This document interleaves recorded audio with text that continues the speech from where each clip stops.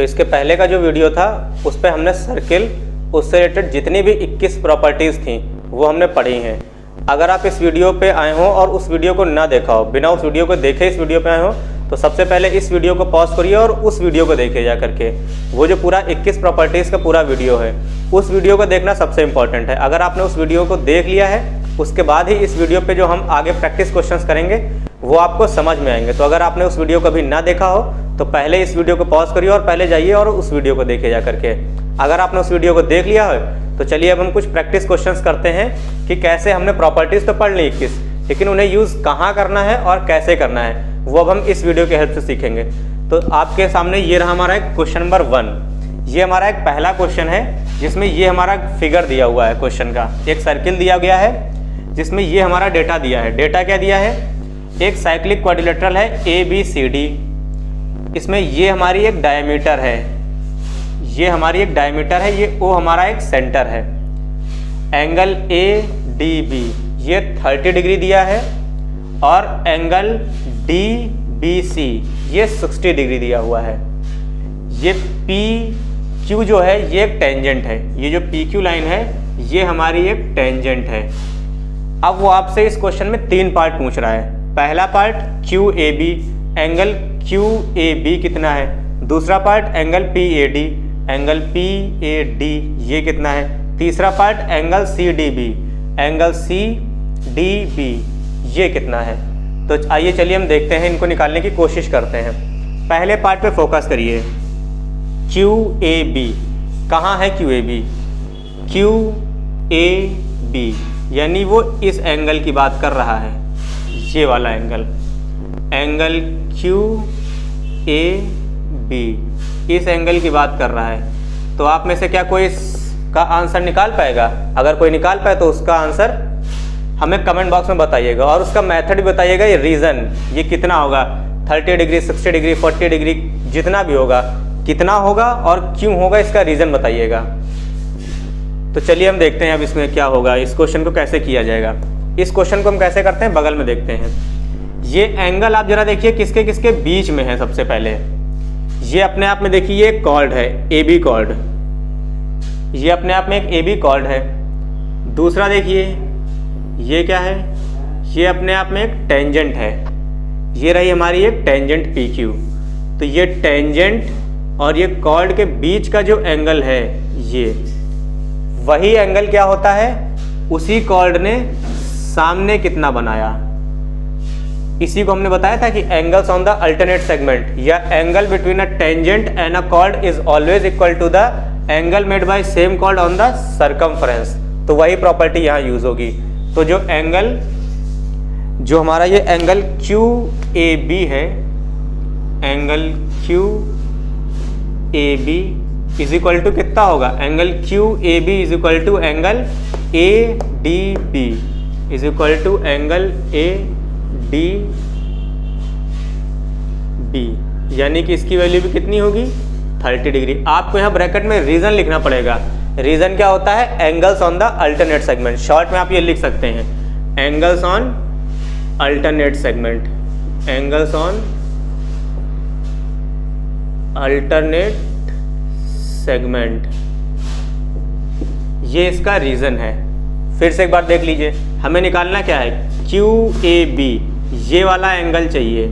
Property कौन सी use होगी, angle between tangent and the chord is always equal to the angle made by same chord on the circumference. यानी अगर ये 30 है तो फिर ये भी कितना होगा, 30। तो QAB ये जो हमारा पहला पार्ट था ये सॉल्व हो गया, कितना आया, 30 डिग्री। सेकेंड पार्ट को देखते हैं, PAD ये कहाँ पे है, ये रहा PAD। अगेन वही लॉजिक आपको यूज करना है, ये आपको निकालना है, PAD को आपको निकालना है।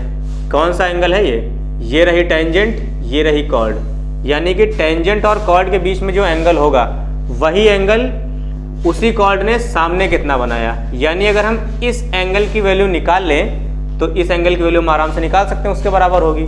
तो आपका टारगेट होगा सबसे पहले इस एंगल को निकालना। तो अब ये एंगल बात आती है कैसे निकालेंगे, तो आप ढंग से देखिए इस फिगर को, ABD। अब हम सेकंड पार्ट को सॉल्व करने जाते हैं। तो in triangle ABD, ABD triangle में आप देखिए एंगल DAB के बारे में आप बता पाएंगे कितना होगा? एंगल DAB, ये एंगल हमारा कितना होगा? ये वाला DAB। ढंग से देखिए ये लाइन क्या है? एक डायमीटर, और ये हमने प्रॉपर्टी बताया था कि angle made by the diameter on the circumference is always 90 degree. ये हमेशा कितना होगा? 90 डिग्री का होगा। तो हम यहाँ लिख सकते हैं angle DAB is equal to 90 degree है। एंगल ADB जो है, एंगल ADB जो है ये हमारा 30 डिग्री है। और ट्रायंगल के तीनों एंगल्स का सम कितना होता है? 180 डिग्री। ट्रायंगल के तीनों एंगल्स का सम 180 डिग्री होता है। यानी कि angle DAB plus angle ADB plus angle ABD तीनों का ही सम कितना होगा? 180 degree. Angle ADB plus angle DAB plus angle ADB, ये रहा हमारा एंगल ADB, फिर ये रहा हमारा एंगल DAB, और क्या बचा एंगल हमारा? ABD। और इन तीनों ही एंगल्स का सम कितना होगा? 180 डिग्री, क्योंकि तीनों के तीनों ही एंगल्स क्या हैं? हमारे ट्रायंगल के एंगल्स हैं। तो इसकी वैल्यू हमारी क्या है? ADB की, ADB कितना है? 30 डिग्री। ये हमने पुट कर दिया। DAB हमारा कितना है? 90 डिग्री, ये हमने पुट कर दिया। ABD ये हमें निकालना है। तो angle ABD is equal to 180 degree. 30 plus 90 कितना आएगा? 120 जब उधर जाएगा तो वो 180 से माइनस हो जाएगा। तो हम यहाँ पर लिख सकते हैं कि एंगल, यहाँ पे हम लिख सकते हैं, यहाँ से हमारा एंगल ABD ये कितना आएगा? 180 माइनस 120, यानी कि ये आ गया हमारा 60 डिग्री। तो ये जो हमारा सेकंड पार्ट था इसको निकालना था, angle PAD।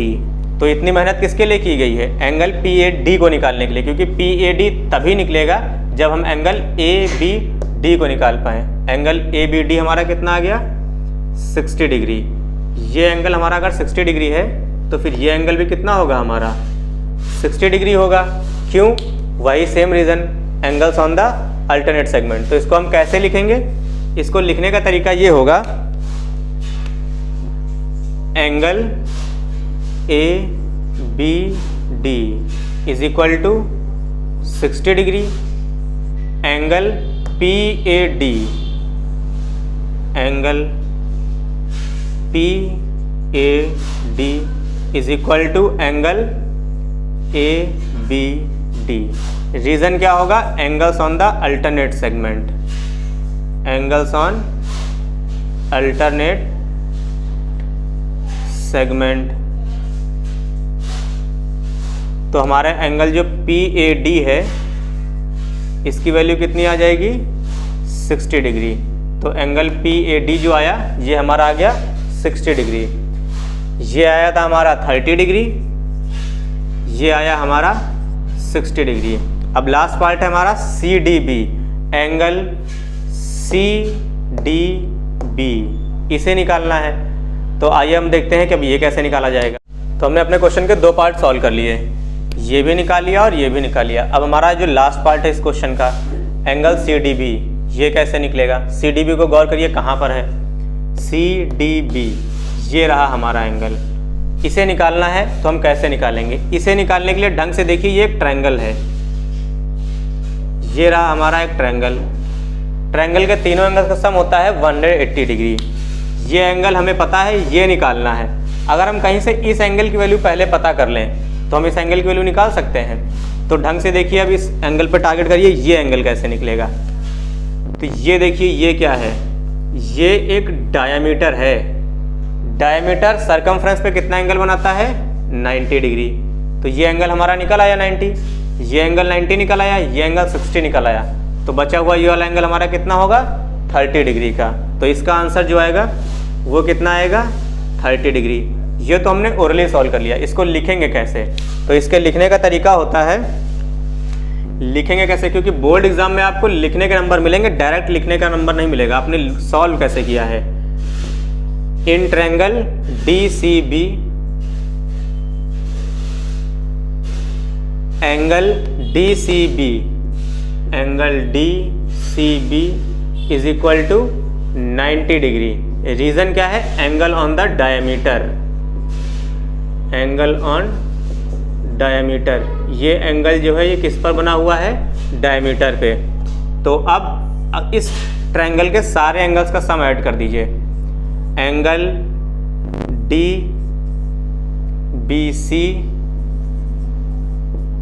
Plus angle BCD plus angle CDB, तीनों का ही सम कितना होगा? 180 डिग्री। DBC कितना है? 60 डिग्री। BCD हमारा कितना है? BCD ये है 90 डिग्री प्लस एंगल CDB ये है हमारा 180 डिग्री। तो ये दोनों को ऐड करेंगे तो आएगा 150। तो angle CDB is equal to 180 minus 150, तो ये आ गया 30 डिग्री। तो ये रहा हमारा 30 डिग्री आंसर। तो ये रहा हमारा पहला क्वेश्चन और उससे रिलेटेड 3 पार्ट जो हमने करे हैं। उम्मीद करते हैं कि क्वेश्चन आपको समझ में आ गया होगा। अब इसके बाद हम एक अगला प्रैक्टिस क्वेश्चन देखते हैं, उसमें कुछ और प्रॉपर्टीज़ को कवर करने की कोशिश करेंगे।